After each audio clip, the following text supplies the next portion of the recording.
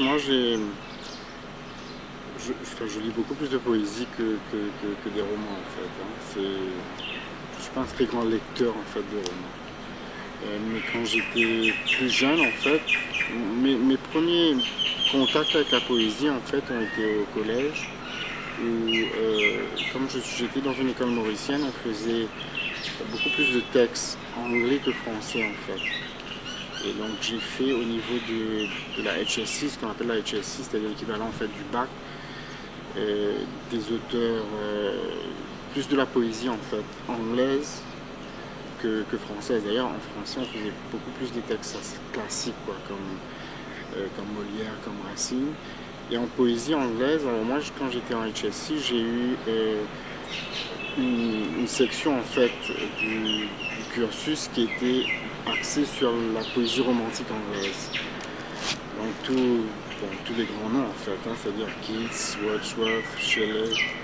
Et donc mes premiers vrais contacts avec la poésie de façon, je dirais, scolaire, mais plus que scolaire d'ailleurs, parce que j'avais des profs quand même qui nous faisaient beaucoup aimer ça.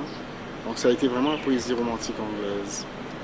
Et par la suite, bon, il y a quand même quelques textes aussi qui m'ont marqué durant cette période-là, juste avant la HSI. Bon, un peu des classiques comme Le Petit Prince, c'est l'époque de l'adolescence, hein, on tombe sur des textes comme Le Grand Môme et dans l'Infournier, comme Le Petit Prince. Et puis par la suite, parce que par la suite je suis allé faire des études universitaires en France, mais là j'ai recommencé en fait à avoir un peu plus de contact avec la poésie, mais la poésie un peu parfois plus moderne, et même des auteurs que je ne connaissais pas trop. S'il faut citer quelques auteurs en fait, ben, ça va être plus de la poésie comme Prévert, comme Aragon, comme Éluard. Donc beaucoup deux aspects en fait, deux grands aspects de la poésie en général. C'est-à-dire la poésie lyrique et la poésie dite engagée, quoi. Donc c'est pas tout à fait anormal que par exemple je lisais beaucoup Éluard, Aragon, enfin, toute cette mouvance en fait des poètes, un peu de la résistance en France, quoi. Mais aussi des poètes qui ont beaucoup écrit aussi sur l'amour, sur la femme, sur des thèmes considérés un peu comme lyriques, quoi. En gros, c'est... Et puis, j'ai oublié quand même quelque chose, c'est que on avait beaucoup de contacts aussi avec le théâtre. À l'époque, c'était vraiment du Shakespeare, quoi. Moi, j'en ai fait dans le cursus secondaire à Maurice. On fait quasiment 5 ou 6 pièces de Shakespeare, quoi, pendant tout le cursus. Donc, les textes, moi, qui m'ont marqué, ça a été quand même Macbeth et Twelfth Night, qui sont deux textes évidemment totalement différents, mais qui résument un peu qui sont deux aspects du théâtre de Shakespeare, quoi. Le drame et puis des choses un peu plus légères, avec évidemment aussi un message et un fond plus important, disons. Mais sinon, après oui, en France, c'est vrai qu'il y a eu plus je dirais, probablement des lectures que j'aurais jamais faites ici, quoi. Et en poésie, par exemple, j'ai rencontré entre guillemets par la lecture des poètes comme Eugène Guilvic, que probablement j'aurais jamais lu ici à Maurice, et des textes des poètes un peu plus modernes.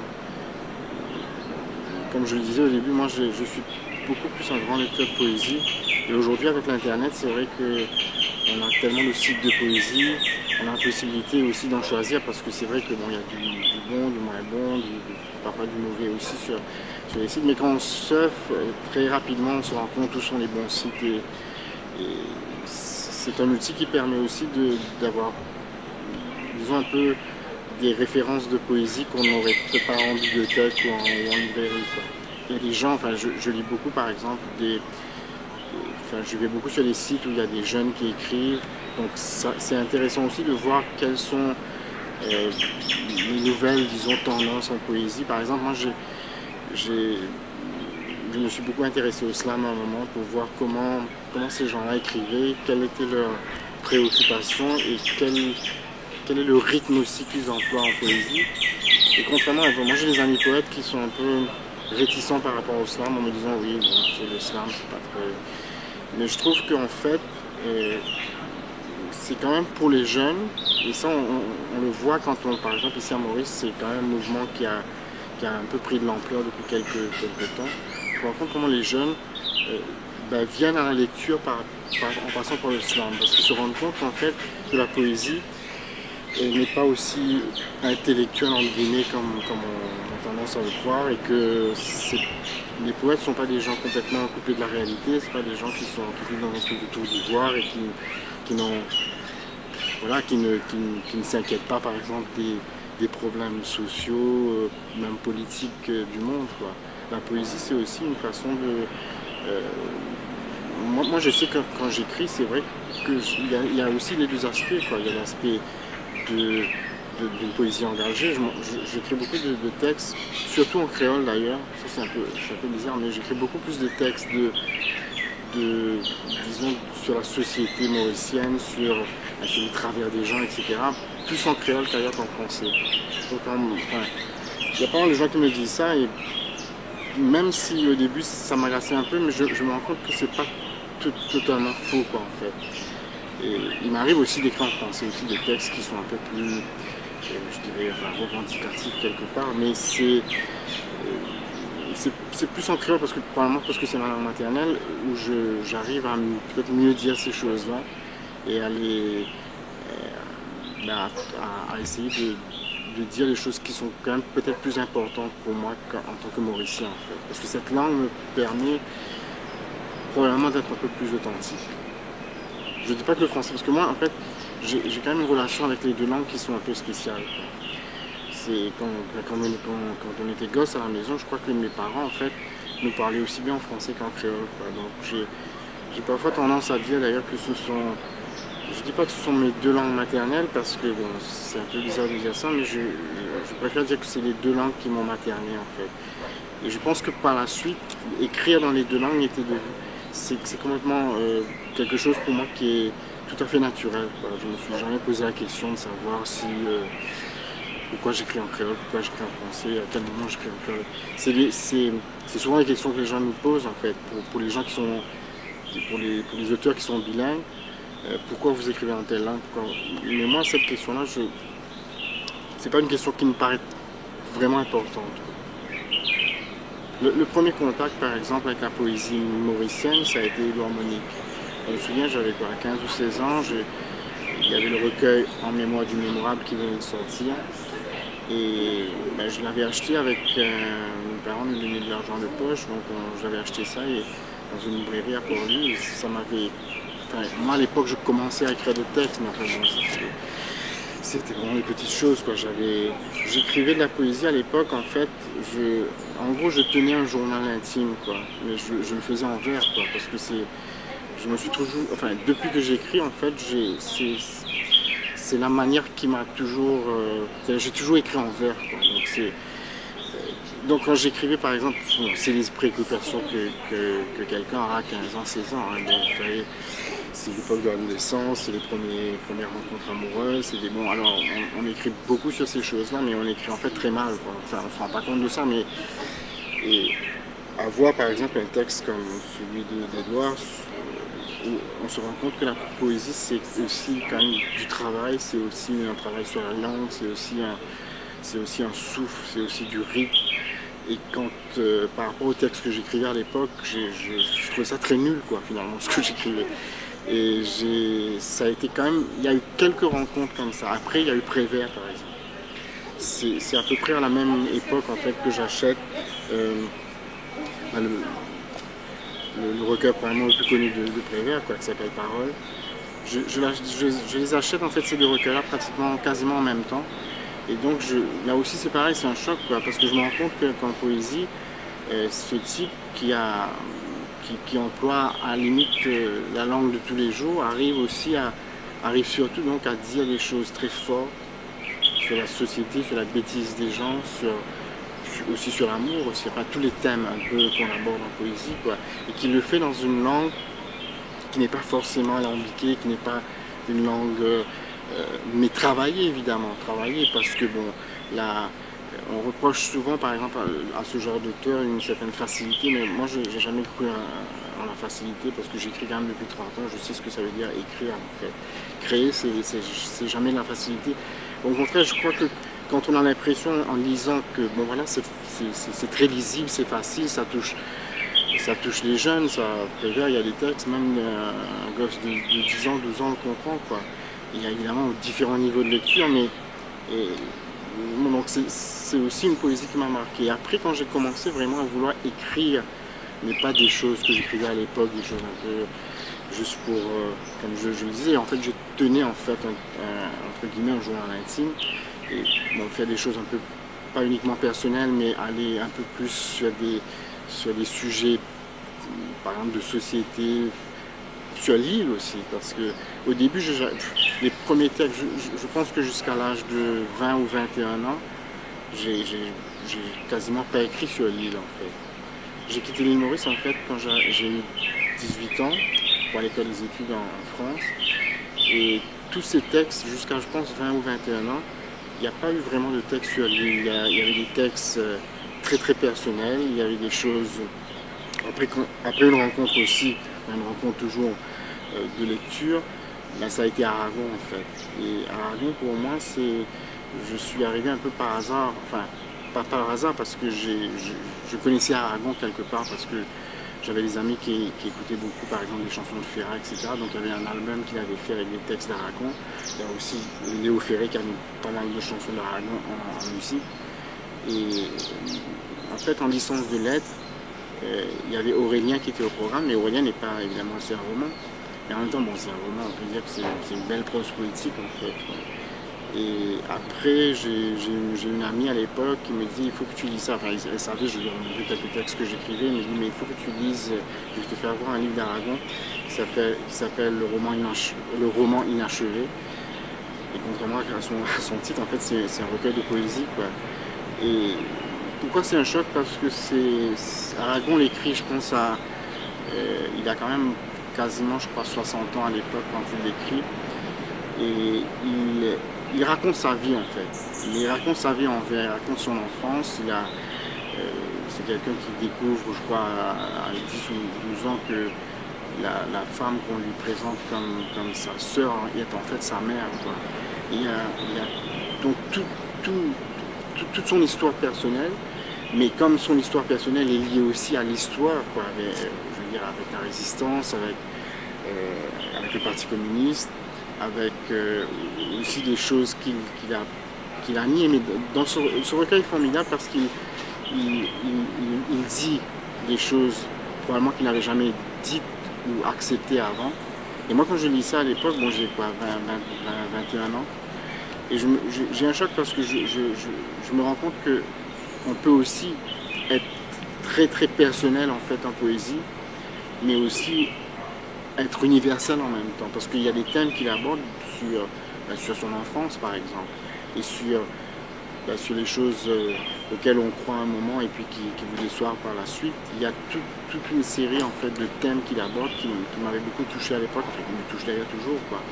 Donc ces rencontres-là, quoi, il y a Monique et Dave Virassourmi pour la poésie créole, parce que je ne peux pas ne pas parler de Dave parce que je pense que tous les poètes mauriciens qui écrivent en créole aujourd'hui ont quand même une dette envers lui, parce que c'est le premier qui a publié en créole, c'est le premier qui a démontré, comme c'est aussi un linguiste, qui a démontré que c'était une langue, parce que pendant des années à Maurice, moi quand j'étais gosse, c'est vrai qu'il y avait toujours un débat, est-ce que c'est une langue, c'est un patois, c'est un dialecte, enfin bon. Ça nous paraît aujourd'hui, ça paraît complètement irréaliste, mais enfin, c'est quand même des débats qui ont lieu dans l'île Maurice des années 60, enfin, fin des années 60, début des années 70, dans la mouvance une revendication juste après l'indépendance de la langue créole, quoi. Et Dave a été vraiment le précurseur de ça. Et le texte, moi j'ai mis du temps à écrire en créole, hein. J'ai pas tout de suite écrit en créole. J'ai écrit en créole quand j'étais en France, quand on est éloigné de l'île, on est peut-être pour moi c'était plus facile quoi, à ce moment-là.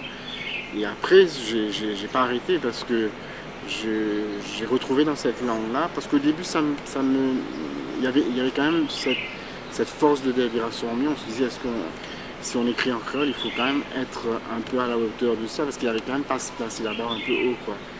Et après, par la suite, bon, j'ai commencé à écrire, j'ai montré des textes à des gens. Il y a des textes qui ont été publiés. Je me souviens, le premier texte en créole avait été publié dans un journal à Maurice, alors que j'étais encore en France. Et après, j'ai eu quand même des échos assez favorables par rapport à ça. Et puis, il y a eu un moment où la question ne s'est plus posée.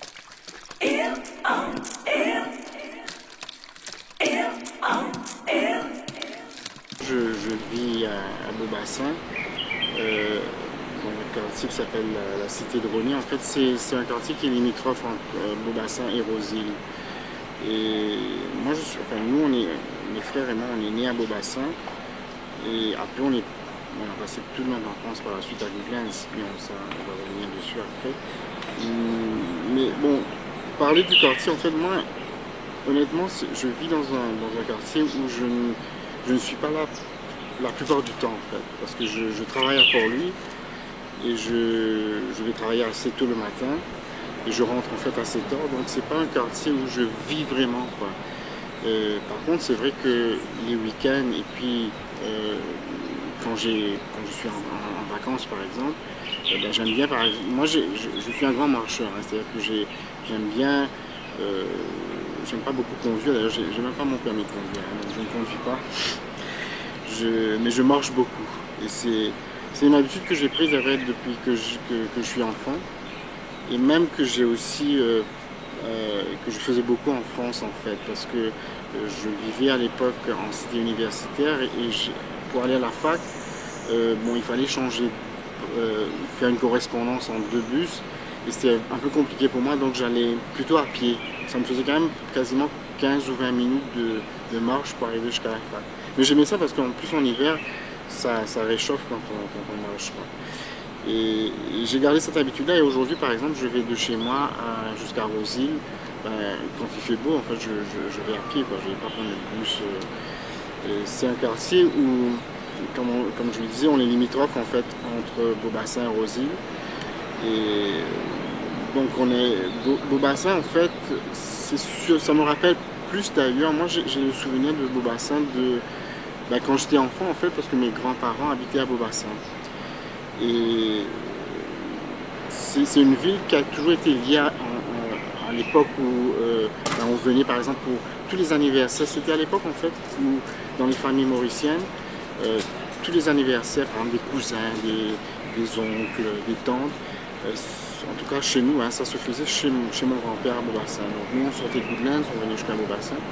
Et cette ville en fait a été toujours pour moi un peu comme une deuxième ville en fait. Et on prenait aussi des leçons particulières à l'époque. Et comme on habitait quand même assez loin, on restait chez mon grand-père en fait pour le week-end. Donc c'est une ville qui est aussi liée quelque part à mon enfance en fait. Plus à l'adolescence d'ailleurs. Et ben, aujourd'hui, ben, à Beaubassin, il y a une belle église, enfin une église très, très, très connue qui s'appelle le Sacré-Cœur. Et comme on n'est pas très loin de Roseville, donc il y a le Plaza en fait, qui est un peu le lieu culturel le plus connu en fait à l'île Maurice, sauf que depuis quelques temps c'est fermé pour rénovation. Mais comme je disais au début, c'est pas une ville franchement c'est pas une ville où je vis en fait. Enfin c'est une ville où on habite, mais c'est une ville que je traverse en fait. Enfin, je sors le matin, je rentre le soir, quoi. Et moi d'ailleurs, j'ai jamais été quelqu'un, disons, qui se sent lié à un lieu en fait. J'ai jamais, enfin, pour moi, c'est pas quelque chose d'important en fait. Je pense que j'aurais pu d'ailleurs, je le crois très très fort en fait, parce que je pense que je me sens à l'aise un peu n'importe où en fait. Je suis pas quelqu'un qui est, j'ai des amis par exemple, c'est vrai qu'ils sont vraiment attachés à un lieu, qui trouvent que par exemple ça peut être une source d'inspiration. Moi, par exemple, quand j'écris, c'est pas un lieu qui m'inspire particulièrement, en fait, la ville où j'habite. Hein, j'écris beaucoup, par exemple, sur mon enfance, donc c'est pas un lieu qui est vraiment important dans le sens où je m'y sens à l'aise comme je me sentirais à l'aise un peu n'importe où à Maurice, quoi, et même peut-être ailleurs.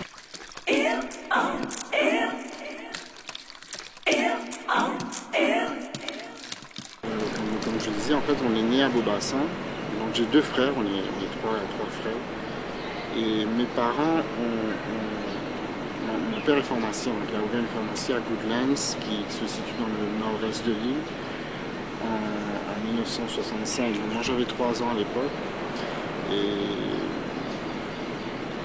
je sais que beaucoup de gens me parlent de ça en fait. C'est-à-dire que dans beaucoup de mes poèmes, je parle beaucoup de mon enfance en fait. C'est vrai, c'est quelque chose qui m'a beaucoup marqué. Mais ça m'a marqué de façon même un peu inconsciente.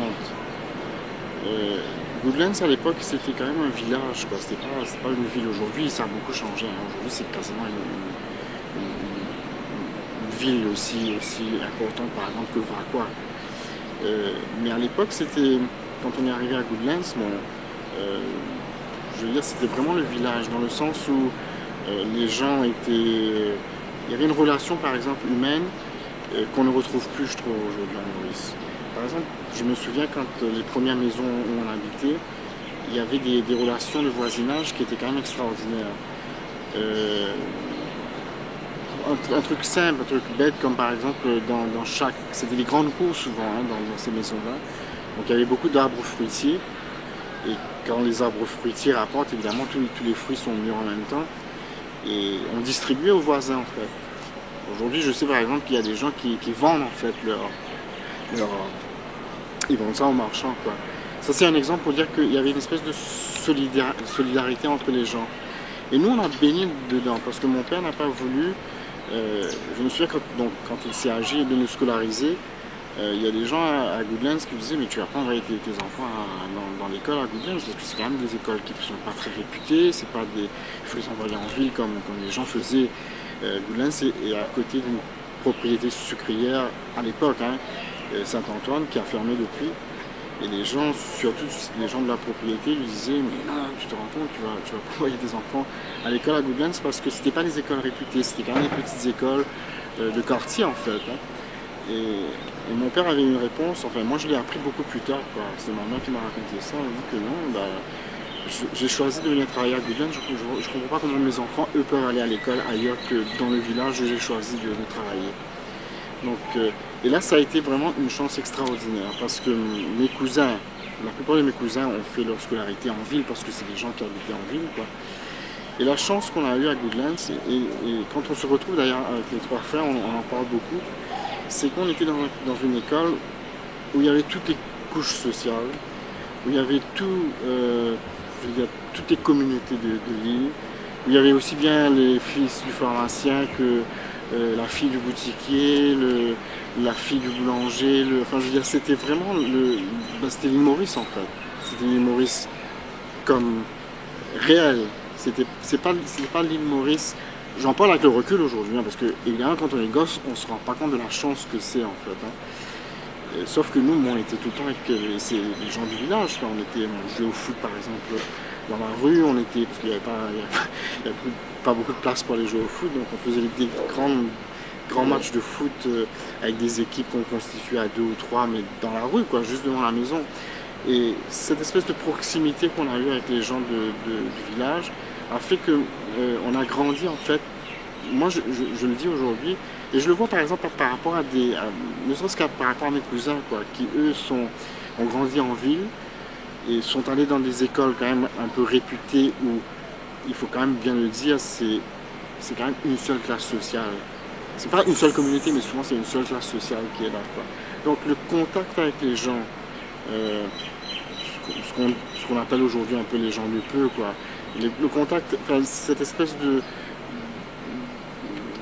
rencontre avec l'autre, qui est différent en fait, parce qu'évidemment nous on venait quand même d'une famille assez aisée, mais nos parents nous ont toujours grandi dans le respect de ça. C'est-à-dire que c'est pas parce que nous on est un peu plus aisés que les autres bah, qu'il ne faut pas fréquenter X, Y ou Z, quoi. Donc on était toujours avec les gens du village.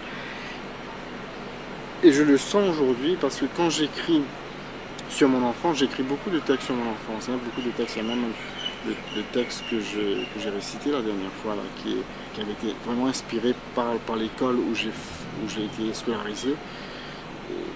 Ben, aujourd'hui, je me rends compte de cette chance inouïe qu'on a eue d'avoir cette ouverture-là.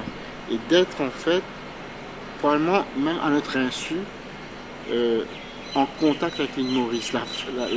Moi, ce que j'appelle l'île Maurice réelle, pas l'île Maurice des clivages, des clans, des communautés séparées, qui se recoupent maintenant d'ailleurs plus avec l'argent en fait. Hein. Il y a des communautés même qui se mélangent, mais plus parce que c'est un mélange qui se fait plus sur une base sociale, quoi. Et cette chance-là, moi je bénis en fait mes parents de nous avoir par exemple déjà envoyés à l'école là et d'avoir eu la possibilité de rencontrer, enfin je me répète là, mais cette île Maurice qui pour moi, et même dans ma poésie aujourd'hui, moi je la revendique très fort, quoi. Pour moi, l'île Maurice, c'est pas l'île Maurice des clans, l'île Maurice de la petitesse d'esprit des gens, des gens qui sont toujours entre eux, dans des clubs privés, dans des voilà quoi, dans des lieux qui sont réservés à eux. L'île Maurice, c'est pas ça en fait. Enfin pour moi l'île Maurice c'est pas ça. L'île Maurice c'est ce que j'ai vécu quand j'étais enfant, quoi. C'est-à-dire que dans un village où les gens se rencontraient, se parlaient. Bon, évidemment aussi, bon, je ne vais pas non plus idéaliser tout ça, quoi. Il y avait aussi, il y a toujours des imbéciles partout, hein. Mais moi, ça m'est resté en fait, cette idée d'une île où, voilà, c'est les politiciens qui nous font croire que ce tissu est fragile. Moi, il y a une expression en Maurice qui est extraordinaire, on dit que le tissu social est fragile. Mais le tissu social est fragile pour les politiciens, en fait. Parce que ça les arrange que ce soit fragile. Donc, c'est pas... Si les gens, en fait, réfléchissaient un peu, ils se rendraient compte de la chance, quand même, qu'on a de vivre dans un pays. Et là, je vais un peu au-delà des clichés, mais c'est vraiment une chance inouïe, quoi. Parce que quand vous voyez le problème que pose dans certains pays, la juxtaposition de différentes cultures où ça ne marche pas. Je ne dis pas qu'ici les gens se rencontrent obligatoirement en fait, mais on a quand même la chance d'être exposé à ça quand on est gosse. Et l'école, je crois que l'école est une chance extraordinaire pour les jeunes en fait. Et ils ne se rendent pas compte de ça, mais moi quand je suis invité parfois dans les écoles, bon, pour parler de ma poésie, etc., mais je parle de poésie, mais je parle aussi de la chance que les gens ont d'être dans des écoles où on apprend à vivre avec l'autre. Parce qu'après, ça se complique, parce qu'après, bon, il y a aussi des écoles privées maintenant, hein, mais après ça se complique parce que quand on va dans les collèges, on est souvent dans les collèges un peu où les classes sociales sont un peu plus divisées, où on a la formidable chance, c'est en fait l'école primaire ici à Maurice. C'est que moi j'ai eu cette chance-là, je me suis retrouvé probablement avec des gens, si on était resté à Beaubassin, je suis même quasiment persuadé qu'on n'aurait pas fréquenté ces gens-là en fait. Parce qu'on aurait été dans une école probablement la plus réputée de Beaubassin et il n'y a pas cette population-là, il faut pas se leurrer. Quand à Goodlands, on avait une école où il y avait aussi bien, je veux dire, des gens qui n'étaient pas très très bons à l'école, mais il y avait une espèce d'émulation qui se faisait par rapport aux autres qui étaient brillants, quoi. Et c'est une réaction de gosse, quoi. On a quand même envie on se dit, voilà, il y a quelqu'un qui est assez brillant, on veut faire essayer d'arriver à être un peu à sa hauteur. Moi je sais nous j'étais pas ça partout, mais j'étais un élève assez brillant, quoi. Mais j'ai jamais eu ce problème. On en parlait récemment avec quelqu'un, j'ai jamais eu le problème de l'élève brillant qui est mis de côté en fait. Et ça m'a servi en fait cette enfance-là parce que quand j'étais au collège, j'ai continué aussi à être un élève brillant, mais je n'ai jamais été rejeté par la classe en fait. J'ai toujours je me trouvais d'ailleurs une espèce de communion aussi avec les cancres. Je ne sais pas pourquoi, mais beaucoup dans les classes que j'ai eues en secondaire, beaucoup de mes meilleurs amis n'étaient pas les élèves les plus brillants de la classe en fait. Et eux, je sais pas pourquoi, mais je sais pas, il m'a accepté comme ça. Et je le dis maintenant avec le recul, mais je crois que c'est parce que aussi dans mon enfance, ça a été quelque chose d'important, quoi. Et puis à Goodlands, ça a été, voilà, on a passé, jusqu'à ce que je puisse faire les études en France, j'ai vécu à Goodlands, quoi. J'ai vécu jusqu'à 18 ans à Goodlands. Pour les études secondaires, j'allais à Port-Louis parce qu'il n'y avait pas de collège à l'époque. Ça vous donne quand même une idée de ce que c'était, hein. Il n'y avait pas de collège à Goodlands. Il fallait vraiment aller en ville, quoi, comme on disait à l'époque. On le dit d'ailleurs tout le temps, quoi. On prenait le bus par exemple, on allait en ville. En ville, c'était Port-Louis en fait. Et on faisait donc moi j'ai fait donc ma scolarité secondaire à Port-Louis. Mais c'est. Et puis ça reste, oui, au-delà de l'école, ça reste aussi le village de mon enfance, quoi. Le village où, voilà, on allait jouer. Franchement, j'ai des images d'aller jouer dans les champs de canne, de se perdre dans les champs de canne. Donc quand dans le texte, quand je parle dans Carocane Perdissima, c'est même pas, à la limite, c'est même pas une image que j'ai trouvée. C'est vraiment la réalité, quoi. Je me souviens, on s'était perdu avec un de mes frères, l'aîné. On aimait bien aller à la bicyclette dans les champs de canne, et puis comme ça se passe souvent en hiver, la nuit tombe d'un seul coup, on se rend pas compte, quoi. Et il faut se dire quand même une chose, c'est que tous les champs de canne se ressemblent, hein. Donc toutes les allées des champs de canne se ressemblent. Donc quand il fait jour, on arrive quand même à se repérer, mais après quand il fait nuit, on est complètement paumé, quoi. On est complètement perdu. Mais c'est un grand souvenir parce qu'en fait on a pleuré tous les deux à un moment, parce que on était même pas loin de la maison en fait, hein. On devait être à 1 km de la maison, quoi. Mais on s'était complètement perdu. Et heureusement pour nous, il y a quelqu'un qui, lui, il avait une plantation en fait de légumes, parce que pendant l'intersaison, il plante des légumes en fait entre les cannes. Donc lui, il s'occupait de son champ là, et puis donc il nous a vus. À un moment, en fait, on était en larmes, hein. On se disait comment on va faire, etc. Parce qu'on prenait des bicyclettes, on faisait les tours, on se rendait compte en fait qu'on faisait des ronds, quoi. On revenait toujours à la même place.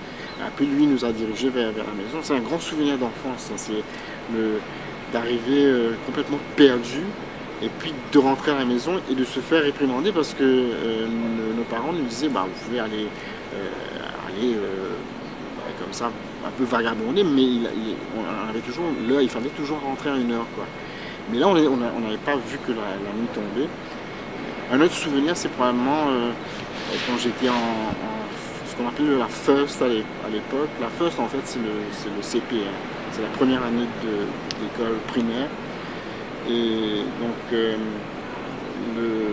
y avait une fille, en fait, c'était la fille de la maîtresse. C'était la plus belle fille de la classe, je dirais, franchement. Tout le monde était amoureux d'elle. Tout le monde était amoureux d'elle. J'en parle d'ailleurs dans Calindrome, en fait, à la fin. Il y a un texte qui raconte un peu cette période-là. Cette maîtresse, d'ailleurs je dis son nom d'ailleurs dans ce texte sur Goodlands, qui s'appelle Miss Carver, qui pour moi était quelqu'un qui nous a beaucoup, enfin moi ça a été la première maîtresse que j'ai eue, la première maîtresse dans l'école primaire, hein, parce que j'ai eu une maîtresse avant en fait, qu'on appelait, à l'époque il n'y avait pas d'école maternelle en fait, hein. Il y avait une école qu'on appelait, que j'ai compris beaucoup plus tard, on disait Bilo. Bilo, c'était un terme créole en fait, hein. Ça pouvait s'écrire B-I-L-O en fait, hein. Mais en fait Bilo c'était Bilo en anglais, B-I-L-O-W en fait, hein. C'était avant la première. J'ai compris ça beaucoup plus tard en fait. Et là aussi il y avait une dame qui était d'un certain âge, mais c'est les premiers rudiments de l'alphabet, quoi. C'est-à-dire quand on commence à apprendre les lettres, quand on apprend à apprendre le A, B, C, D, les premiers chiffres, J'ai beaucoup de respect en fait pour des gens qui m'ont appris à aimer lire, à aimer par exemple la littérature. Même si à l'époque c'était pas la littérature, mais c'est aimer les livres en fait, aimer apprendre. Pour une troisième femme, c'est toujours les femmes d'ailleurs, la troisième femme c'est ma mère en fait. Ma mère, elle était une cruciverbis un peu... comment on dit ça, elle aimait beaucoup faire des mots croisés à l'époque. Et moi, à l'époque, j'avais 8 ou 9 ans. Je crois qu'il y a eu une époque, à un moment, elle n'aimait pas trop aller fouiller dans les dictionnaires pour retrouver les mots. À l'époque, on n'avait même pas des dictionnaires de... Maintenant, on a des dictionnaires de mots croisés. Hein. C'est-à-dire quand il nous manque une lettre, on peut aller trouver dans le dictionnaire. À l'époque, il fallait vraiment prendre le dictionnaire. On a eu un petit Larousse à la maison. Et c'est elle qui m'apprend, en fait, j'ai 8 ans, 8 ans à l'époque, 8-9 ans. Elle m'apprend, en fait, à ouvrir le dictionnaire, à aller chercher un mot. Et ça a l'air complètement stupide comme ça de dire ça aujourd'hui. Mais c'est un souvenir extraordinaire parce que donc j'ouvre le dictionnaire, je vois un mot et donc elle m'apprend en fait à utiliser un dictionnaire. C'est-à-dire, elle me dit, je me souviendrai toujours de ça, elle me dit regarde, tu verras, il y a les trois lettres qu'il y a en haut là pour les références en fait, pour savoir si tu as la lettre A et quand tu as la lettre A, est-ce que tu as la lettre à quel moment du mot tu peux être quoi. Donc elle m'apprend ça et puis elle m'apprend à regarder des mots, à chercher des mots. Et les mots vous renvoient à d'autres mots, quoi. Je veux dire que dans un dictionnaire, il y a un mot, ça renvoie à un autre mot, ça renvoie... Et le vocabulaire, c'est un peu acquis comme ça, en fait. Et ce truc du dictionnaire est tellement extraordinaire que même après, des années après, quand j'étais à Nancy, j'ai fait mes études à Nancy, on avait un jeu comme ça qu'on faisait quand on avait, dans une soirée, c'est moi qui avais un peu inventé ça, quoi. On avait trouvé un jeu qui consistait à inventer un mot qui n'est pas dans le dictionnaire, mais à donner un sens au mot. Donc il fallait donner un sens au mot. Et bon, là on était quand même dans un milieu très littéraire, hein, c'était des amis de la fac de lettres, et on était en licence maîtrise. Et c'est un jeu extraordinaire parce qu'en fait, il faut d'abord trouver un mot qui n'existe pas. Bon, ça c'est à la limite, c'est un peu facile. Mais donner un sens, mais un sens assez poétique au mot. D'où le fameux palindrome en fait. Pourquoi palindrome? En fait, palindrome c'était... je suis parti de palindrome en fait, hein, c'est les mots qui se lisent dans les deux sens. Et moi j'avais trouvé palindrome. Donc le jeu consistait à dire, oui, palindrome c'est quoi? Donc ceux qui étaient là devaient trouver, donner un sens au mot. Et bon, il y a eu quelques explications données, etc. Et moi j'avais ma réponse à moi, c'était en fait les mots qu'on pouvait caresser dans les deux sens.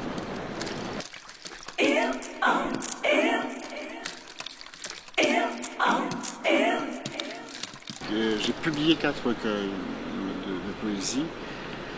Le premier en fait a été publié en 2001, mais en fait j'écris depuis que j'ai 15-16 ans, quoi. Donc j'ai publié quand même assez tard, hein. J'ai publié, j'avais 39 ans à l'époque. Et parce que c'était un peu par choix en fait, parce que j'écrivais des choses, je l'ai dit un peu plus tôt, mais il y a eu un moment quand même ça devenait, je ne vais pas dire que sérieux, mais je savais que quand même il y avait quelque chose dans l'écriture, parce que je montrais parfois les textes aux gens qui me disaient ouais, il faut continuer parce qu'il y a quand même... Mais j'ai tardé à publier parce que je voulais aussi faire un livre, mais faire un livre aussi qui puisse plaire aussi de façon graphique aux gens.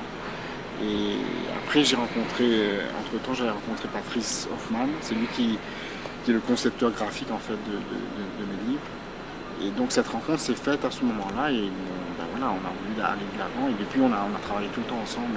Ça fait 4 recueils qu'on fait ensemble. Le premier recueil, Alphabet, c'était quasiment une espèce de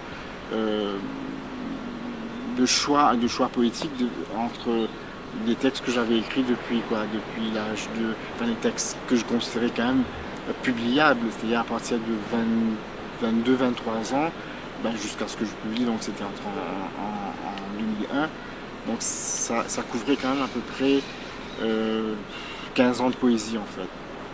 Donc c'est vrai que ce recueil est un recueil qui donne, je dirais, qui donne une image en fait du poète entre 22 et à peu près 36-37 ans, quoi. Et donc il y a des thèmes qui sont un peu plus des thèmes qu'on aborde probablement un peu plus facilement quand on est plus jeune. Et après des choses plus, je dirais un peu plus élaborées, plus... mais là c'est un choix de poème, hein. Donc c'est pas, contrairement au deuxième, parce que je vais venir au deuxième après, le premier c'est vraiment, il n'y a pas je dirais, il n'y a pas de ligne vraiment conductrice en fait. Hein. C'est des textes un peu épars, mais que j'ai regroupés. Donc l'idée, enfin, la petite trouvaille qu'on a eue, c'est en fait, c'est de dire, bon, on va faire. Ma fille avait, je crois, 4 ou 5 ans à l'époque, donc elle avait commencé à voir un peu les lettres, tout ça. Donc je me suis dit, je vais faire un alphabet en fait pour elle. Je savais que les textes, elle ne pouvait pas lire, mais elle les lirait par la suite.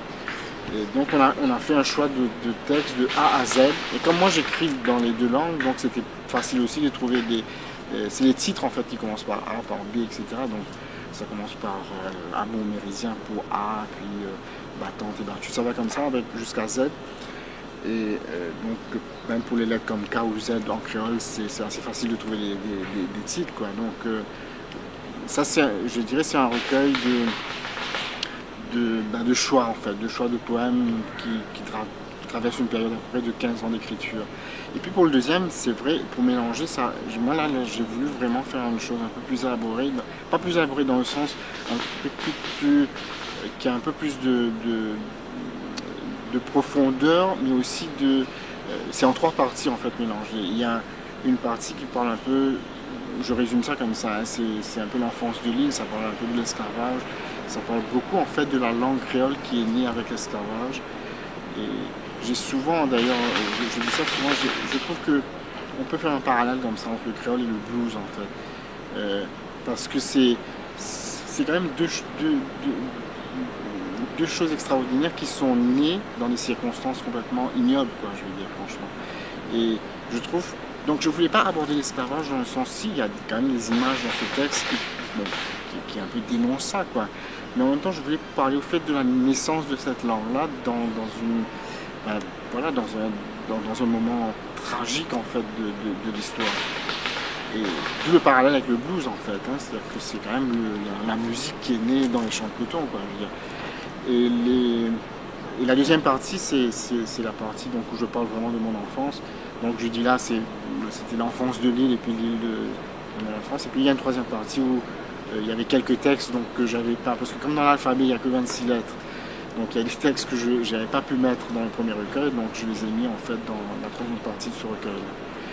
Et le troisième, ça s'appelle Soir d'enfance. C'est là vraiment avec un thème, quoi. Un thème qui m'est vraiment cher, quoi, que j'aborde beaucoup dans ma poésie sur l'enfance, mais là c'est 3 regards en fait sur l'enfance. Là, je résume, hein, la première partie c'est en fait c'est le regard d'un enfant dans une ville dévastée par la guerre. C'est beaucoup plus derrière le regard du poète sur l'enfant regardant la ville, quoi. Et puis cette espèce de drame que cet enfant vit, quoi. Cet enfant en fait qui quasiment s'éveille, je veux dire, à l'âge adulte en découvrant une ville dévastée, en découvrant en fait toute l'horreur du monde, quoi. La deuxième partie est un peu moins triste, elle est plus sur mon adolescence, sur des choses dont j'ai un peu parlé tout à l'heure. Et puis la troisième partie est consacrée à ma fille, parce que j'écris, quand je dis j'écris sur l'enfance, mais ma fille, elle a aujourd'hui 12 ans, et j'ai beaucoup écrit en fait sur ma fille aussi, parce qu'en fait je me suis rendu compte que je revivais aussi un peu ça, je revivais mon enfance en fait dans les yeux de ma fille, un peu quelque part par procuration, je revis mon enfance dans les yeux de ma fille. Là elle a 12 ans, elle a un peu changé la vie, donc cette partie-là était consacrée à elle, et comme un clin d'œil à Aragon en fait, donc j'ai appelé ça, parce que ma fille s'appelle Lisa, donc j'ai appelé ça les yeux de Lisa. Et donc ça c'est le troisième, puis le quatrième c'est un recueil qui est sorti l'année dernière qui s'appelle Canagramme, qui est aussi un peu structuré en 3 ou 4 parties, même en 4 parties, avec plus des textes, enfin on me le dit parce que moi j'ai du mal à dire que c'est des textes un peu plus de la maturité, quoi, mais les gens me le disent, donc je crois qu'il y a quand même plus de... Et puis c'est vrai que quand on a un certain âge, à un moment, on écrit quand même beaucoup plus sur des choses, sur des sujets probablement sur lesquels on n'écrit pas à 20 ans, quoi. Comme on n'écrit pas des choses à 40 ans sur des textes qu'on écrivait à 20 ans. Donc je pense que c'est probablement le recueil de la maturité.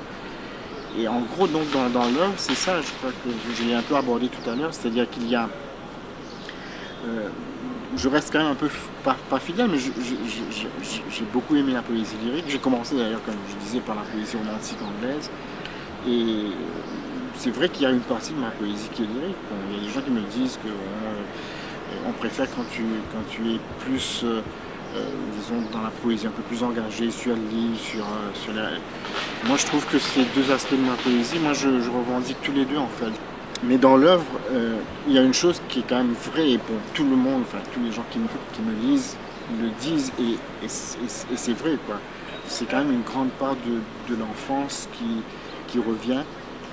Mais l'enfance et tous les thèmes qui sont liés à l'enfance, dont on parlait tout à l'heure, c'est-à-dire que c'est pas uniquement pour dire que bon voilà, j'étais parler vraiment de mon enfance, mais aussi des thèmes qui y sont liés, quoi. Comme je disais, par exemple, l'espèce d'ouverture qu'on a eue, et en même temps la dénonciation. Moi, aujourd'hui, quand je m'insurge, par exemple, dans la poésie contre cette espèce de cloisonnement où les gens veulent nous enfermer ici, on est déjà dans une île, on est déjà fermé, en fait, hein.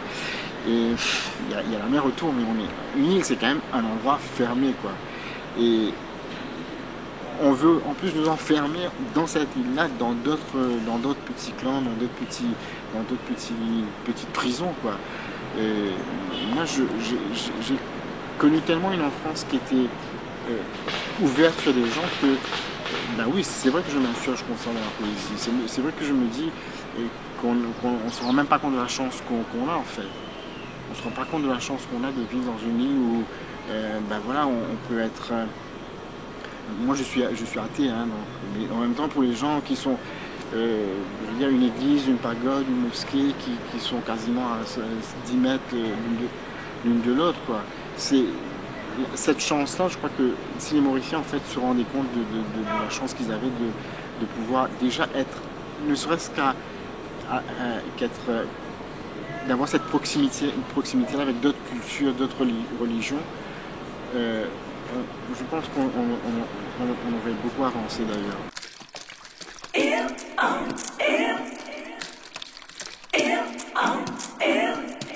Je le dis souvent, en fait, déjà on est dans une île, on est quand même un petit peu prisonnier de l'île. Mais on peut être prisonnier un peu dans sa tête aussi, en fait. C'est vrai qu'on est déjà dans une île, donc on peut être déjà prisonnier de ça, en fait. Mais nous, on fait quand même partie des gens qui ont eu la chance. Je suis allé étudier à l'extérieur, donc c'est une chance extraordinaire parce que d'être coupé en fait de l'île à un moment, c'est important, je trouve. Je trouve que rester là tout le temps, ça peut être un moment un peu angoissant, en fait. Et d'avoir la chance, moi j'ai fait mes études universitaires en France, mais j'ai choisi de revenir dans l'île parce que j'aurais pu, j'ai eu même une proposition pour travailler en France. Mais je me voyais mal en fait vivre ailleurs qu'ici. Donc il y a souvent une espèce de paradoxe, hein, de dire oui on a envie, il y a un âge où on a envie de quitter l'île parce qu'elle est tellement fermée sur elle-même. Et puis il y a un âge où après on fait des études, là on s'ouvre, on découvre des choses quand même beaucoup plus ouvertes sur le monde. Et c'est là, à un moment, on dit, on a quand même envie de rentrer. Mais on a envie de rentrer parce que moi, je voulais travailler ici. J'ai toutes mes attaches ici. Et puis, je pense avoir fait le bon choix. Enfin, je ne regrette pas ce choix-là parce que même si de temps en temps, et c'est vrai que j'utilise parfois justement la poésie pour ça, je m'insurge, donc, comme je disais, contre les gens qui veulent nous faire croire que l'île, elle est forcément cloisonnée, quoi. Moi, mon insularité, elle est ouverte, en fait. Elle est ouverte sur l'autre. C'est pas, je le disais quand on parlait du Dieu, je n'ai aucune relation forte avec un lieu. Par contre, si dans ma poésie, il y a une relation forte avec l'île. Parce que, dans le dernier recueil, par exemple, dans Canadrame, il y a une partie qui parle beaucoup de ça, en fait. Et je crois qu'il y a une île qui est en nous. Et ça, c'est peut-être une licence poétique de dire ça, mais je crois qu'il y a quelque part au plus profond de nous.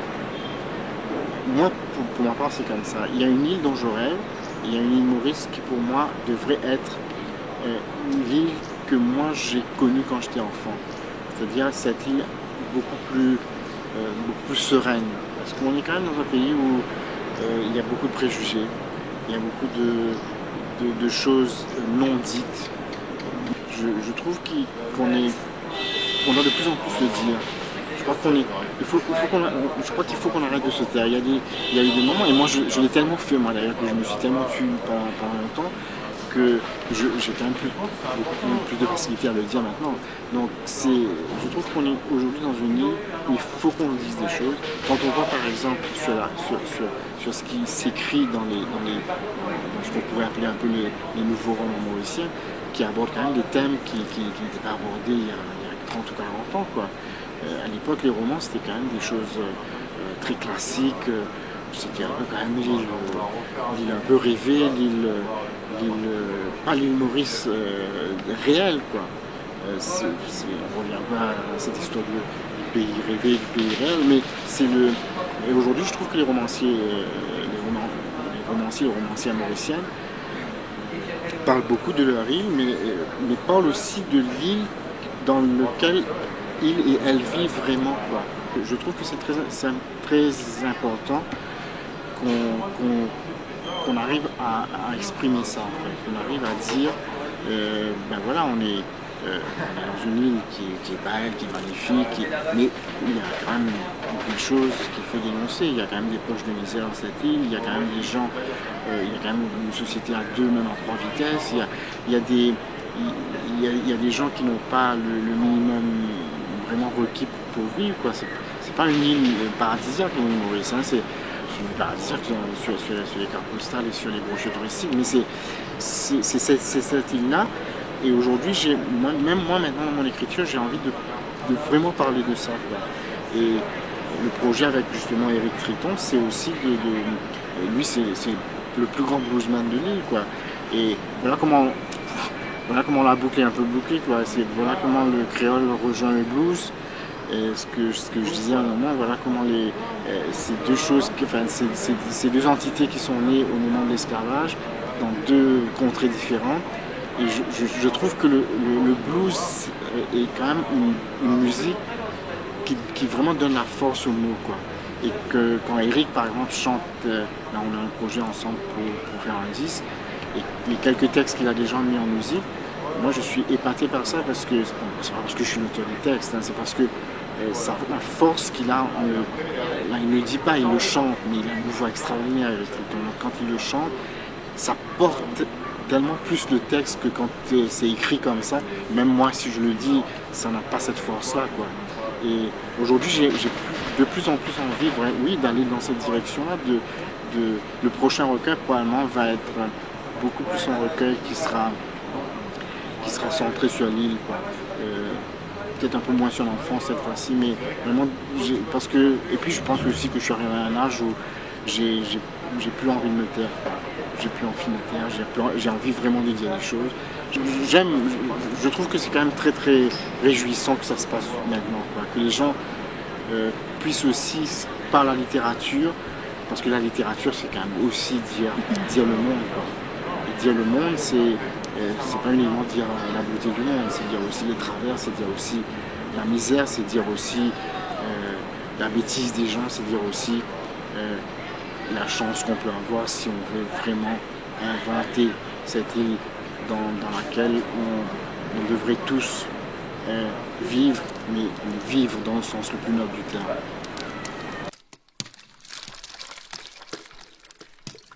Yeah.